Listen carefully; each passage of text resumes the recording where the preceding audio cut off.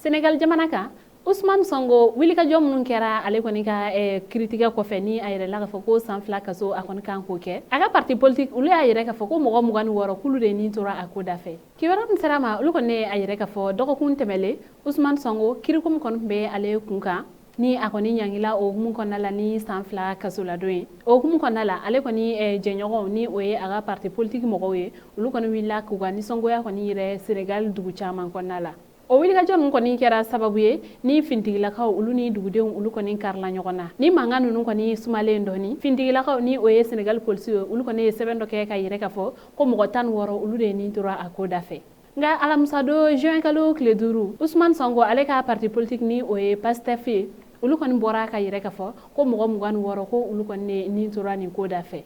Ousmane Sonko ale kɔni ka parti politique mɔgɔ ninnu olu ye nin kibaruya kɔni lase point de presse dɔ senfɛ wa u tilala k'a yɛrɛ k'a fɔ ko mɔgɔ 26 minnu kɔni sara ni olu bɛ k'o kuma fɔ tantɔ ko u bɛɛ lajɛlen kɔni tɔgɔ n'u jamu bɛ olu bolo ko nka an bɛ waati min ko sisan ko a bɛ se ka kɛ dɔ kɔni bɛ fara nin hakɛya kɔni kan ko sabula ko maa caman kɔni de bɛ yen nɔ olu joginnen don kosɛbɛ ko wa olu bɛ dɔgɔtɔrɔso kɔnɔna la ko kari don Senegal lakana tigilamɔgɔw polisiw olu kɔni a yɛrɛ k'a fɔ ko maa 16 ko olu de ni tora a ko da fɛ ko nka o waati kelen ko Croix Rouge mɔgɔw olu yɛrɛ kɔni fɛnɛ kun ye jate dɔw kɔni bɔ ni o kɔni a ye k'a fɔ ko mɔgɔ 357 ko olu joginnen don ko wa ko o maa joginnen minnu filɛ nin ye ko 78 ɲɔgɔnna b'a la ko olu kɔni ta ka jugu kosɛbɛ hali bi PASTEF parti politique olu kɔni a yɛrɛ k'a fɔ ko olu kɔni ka wilikajɔw kɔni bɛ to sen na ko wa o waati kelen yɛrɛ kɔni fɛnɛ a yɛrɛ don k'a fɔ ko politique senfɛ ko maa 700 ɲɔgɔnna ko olu kɔni de bɛ kaso la jamana ɲɛmɔgɔw bolo nka an bɛ waati min ko sisan u kɔni dama tu o kow la nka u kɔni a jagoya jamana ɲɛmɔgɔw kɔni kan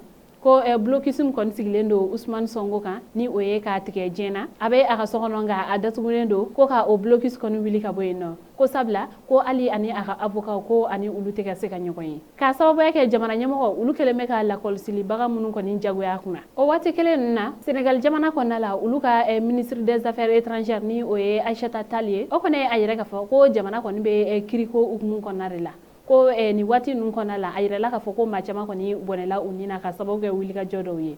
ko nin ko kɔni tɛna bila tantɔ ko jamana ɲɛmɔgɔ olu kɔni bɛna sɛgɛsɛgɛliw kɔni kɛ ko maa minnu kɔni bɛ nin ko jukɔrɔ ale ni mɔgɔ minnu kɔni nɔ b'a la fo ka taa tɛgɛ da olu kan u ni ɲangiliw ka kan o ka da u kan ko sabula ko jamana o kɔni ye sariyatigi ye ko wa ko jamana o kɔni kan ka sariya kɔni labato walasa adamadenw olu n'u bolofɛnw bɛɛ lajɛlen kɔni bɛ se k'a lakanda o waati kelen yɛrɛ kɔni fɛnɛ la